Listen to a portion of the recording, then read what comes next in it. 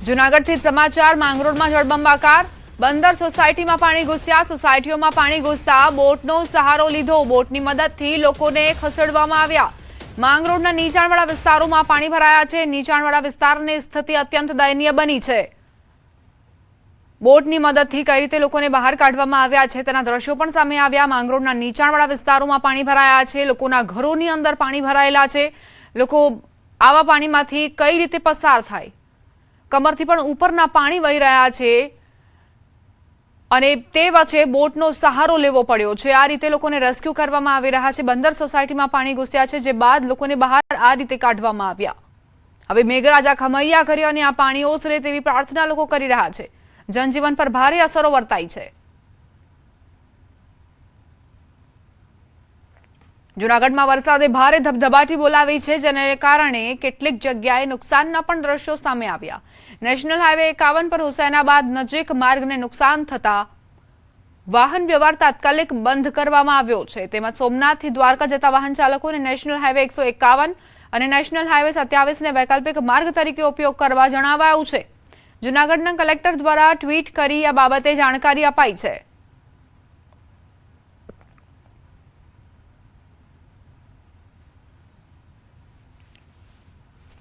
આણંદ જિલ્લામાં બાંધણી ચોકડી સોજિત્રા તારાપુર રોડ પર સાર્વત્રિક વરસાદ ખાબક્યો તારાપુર અને સોજિત્રા બંને તાલુકાના ધરતીપુત્રમાં આનંદનો માહોલ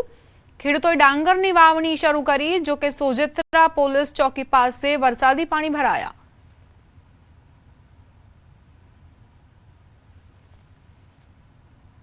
ખેડાથી સમાચાર નડિયાદમાં બીજા દિવસે પણ વરસાદી ઝાપટા વરસ્યા નડિયાદ સહિત આસપાસના ગ્રામ્ય વિસ્તારોમાં પણ વરસાદી માહોલ નડિયાદમાં કાળા ડિબાંગ વાદળો વરસી રહ્યા છે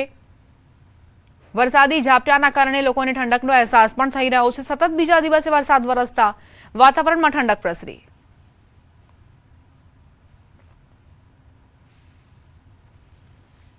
હવામાન વિભાગે રાજ્યમાં વરસાદની આગાહી જાહેર કરી છે રાજ્યમાં 5 જેટલી હવામાન સિસ્ટમો સક્રિય હોવાથી અનેક વિસ્તારોમાં ભારે વરસાદની શક્યતા વ્યક્ત કરાઈ છે આજે દક્ષિણમાં સુરત નર્મદા ડાંગ નવસારી વલસાડ તાપી દમણ દાદરાનગર હવેલીમાં રેડ એલર્ટ અપાયું છે સૌરાષ્ટ્રમાં જૂનાગઢ અમરેલી અને ગીર સોમનાથ તેમજ દીવમાં અત્યંત ભારે વરસાદની આગાહી છે સાથે જ અરવલ્લી દાહોદ મહીસાગર વડોદરા છોટાઉદેપુર રાજકોટ પોરબંદર અને ભાવનગરમાં અતિભારે વરસાદ સાથે ઓરેન્જ એલર્ટ અપાયું છે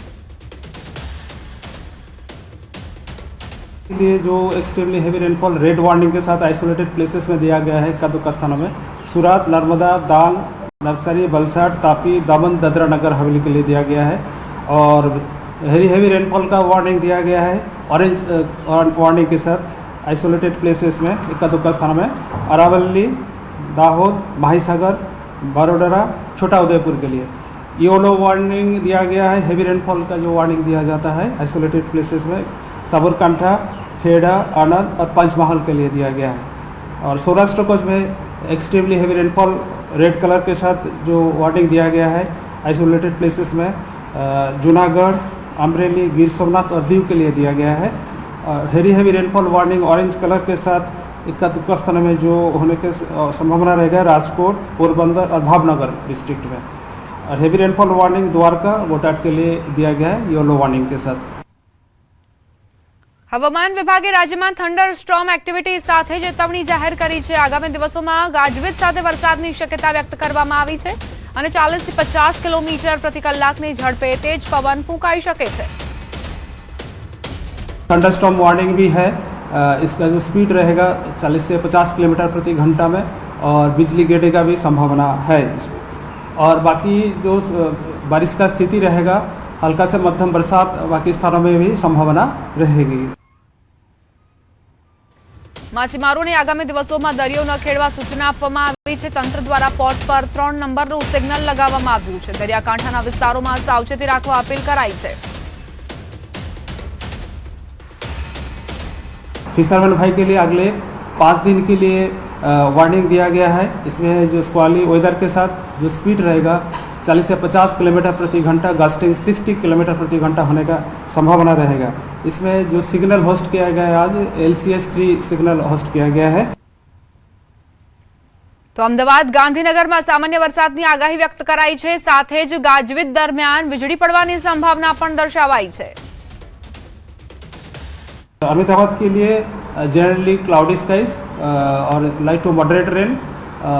एक उसके साथ एक दो spell light to moderate rain का संभावना रहेगा, हल्का से मध्यम बरसात का, और उसके साथ लाइटनिंग का भी मतलब बिजली गिरने का संभावना रहेगा। રાજ્યમાં અત્યાર સુધીમાં સરેરાશ 86 mm વરસાદ નોંધાયો છે, જે સામાન્ય સરેરાશ 143.1 mm ની તુલનામાં લગભગ 40% ઓછો છે। હવામાન વિભાગના આંકડા મુજબ વરસાદની સ્થિતિ હજુ પણ असमान रही है और आगामी दिवसों में वरसादी प्रवृत्ति વધવાની शक्यता व्यक्त कराई है। अभी तक जो स्टेट का बरसात का स्थिति है 86 mm बारिश रिकॉर्ड हुआ है। इसमें जो नॉर्मल सामान्य रेनफॉल है 143.1 mm, जो -40% डिपर्चर है।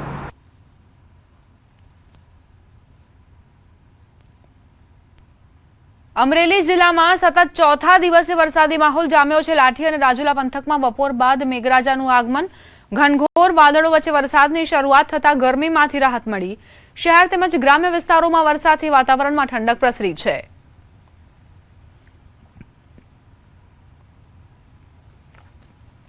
सौराष्ट्र में ચોમાસાએ जोरदार बेटिंग शुरू करी है। अमरेली बात करिए, आगामी 24 कलाक माटे भारे वरसादનું रेड अलर्ट अपायुं छे। જાફરાબાદના દરિયામાં ભારે કરંટ અને ઊંચા મોજાના કારણે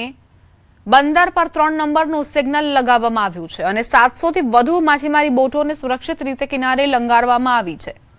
તંત્રે માછીમારોને દરિયો ન ખેડવા તેમજ લોકોને દરિયા કિનારાથી દૂર રહેવાની અપીલ કરી છે। ફિશરીઝ ડિપાર્ટમેન્ટ અને પોર્ટ ઓફિસ સતત સ્થિતિ પર નજર રાખી રહ્યા છે।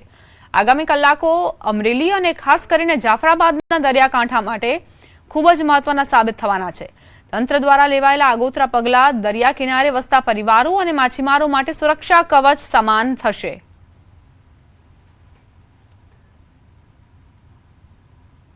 અત્યારે આમ તો મોન્સૂન પીરિયડ ચાલે છે। 31 મે થી 15 ઓગસ્ટ સુધી સરકારનો બેન્ડ મૂકેલો છે માછીમારી માટે, એટલે હાલમાં 700 બોટો બંદરની અંદર